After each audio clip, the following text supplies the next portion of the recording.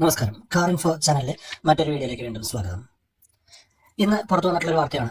Kia സെൽട്ടോസിന്റെ ഏകദേശം 4358 വാഹനങ്ങളോളം recall ചെയ്യുന്നു. Automatic transmission ഗിയറിലെ അതായത് CVT-യിലെ ഇലക്ട്രോണിക് ഓയിൽ പമ്പിലുള്ള ചെറിയ തകരാറാണ് തിരിച്ചു വിളിക്കുന്നതിനുള്ള കാരണമായി പറയുന്നത്. എന്താണ് റീകോൾ? ഈ വാഹനം കയ്യിലുള്ളവർ അല്ലെങ്കിൽ റീകോൾ ചെയ്യപ്പെടുന്ന വാഹനങ്ങൾ കയ്യിലുള്ളവർ പേടിക്കേണ്ടതുണ്ടോ? മിക്ക ബ്രാൻഡുകളും ഇത് ഇടയ്ക്ക് ചെയ്യുന്ന ഒരു പരിപാടിയാണ് റീകോൾ ചെയ്യുക എന്നത്. അപ്പോൾ എന്താണ് റീകോൾ? എല്ലാവരും അറിഞ്ഞിരിക്കേണ്ട ഒരു വിഷയം തന്നെയാണ്.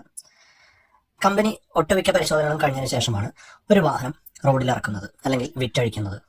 ഇത്തരത്തിൽ വിറ്റഴിക്കുന്ന വാഹനങ്ങളുടെ ഒരു നിശ്ചിത ശതമാനം വാഹനങ്ങൾക്ക് പൊതുവായ എന്തെങ്കിലും തകരാറ് കണ്ടെത്തുകയാണെങ്കിൽ അതെന്താണെന്ന് റിസർച്ച് നടത്തി കണ്ടെത്തുകയും ആ ഒരു പാർട്ട്, ഇപ്പോൾ ഈ പറഞ്ഞിട്ടുള്ള ഇലക്ട്രോണിക് ഓയിൽ പമ്പ്, ഈ ഒരു പാർട്ട് ഒരു പർട്ടിക്കുലർ ബാച്ച് നമ്പർ ഉണ്ടായിരിക്കുമല്ലോ ഓരോന്നും.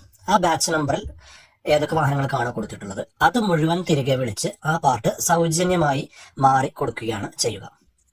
ഇതിനു മുന്നും പ്രമുഖ ബ്രാൻഡുകളുടെ വാഹനങ്ങൾ ഇതേപോലെ റീകോൾ ചെയ്തിട്ടുണ്ട്. ഏതെങ്കിലും ഒരു പ്രത്യേക കാലയളവിൽ നിർമ്മിച്ചിട്ടുള്ള വാഹനങ്ങളെയാണ് ഇത് ബാധിക്കുക. അപ്പോൾ നമ്മൾ പേടിക്കേണ്ടതുണ്ടോ എന്ന് വെച്ച് കഴിഞ്ഞാൽ, നമ്മുടെ വാഹനം ആ ഡേറ്റിനുള്ളിലുള്ളതാണെങ്കിൽ തീർച്ചയായും നമ്മളതിനെ സർവീസ് സെന്ററിൽ നിന്നും കോൺടാക്ട് ചെയ്യുന്നതാണ്. മിക്ക ബ്രാൻഡുകളും അവരുടെ വെബ്സൈറ്റിൽ നമുക്ക് പരിശോധിച്ചാൽ അറിയാവുന്ന രീതിയിൽ ഒരു വെബ് പേജും തയ്യാറാക്കാറുണ്ട്. അപ്പോൾ നിങ്ങളുടെ വാഹനം കിയ സെൽട്ടോസ് ആണ്, ഈ പറഞ്ഞ കാലയളവിലാണ് നിങ്ങൾ വാങ്ങിയിട്ടുള്ളതെങ്കിൽ ഒന്ന് അടുത്തുള്ള സർവീസ് സെന്ററിൽ കോൺടാക്ട് ചെയ്യുക. ഇനി സൗജന്യമായാണ് നമുക്ക് ഈ പാർട്സ് മാറിത്തരിക എന്ന് പറയുകയുണ്ടായി. ഇതിനോടൊപ്പം തന്നെ ഒരു വീൽ അലൈൻമെന്റ് അല്ലെങ്കിൽ വാഷിംഗ് മുതലായ കാര്യങ്ങളൊക്കെ പലപ്പോഴും സൗജന്യമായും നൽകാറുണ്ട്.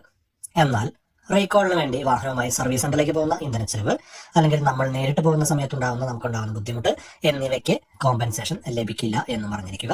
അതുപോലെ നിങ്ങളുടെ വാഹനത്തിന്റെ ഈ പാർട്സ് മാറിയിട്ടുണ്ട് എന്നും ഉറപ്പുവരുത്തുക. മറ്റൊരു വീഡിയോയുമായി വീണ്ടും വരാം.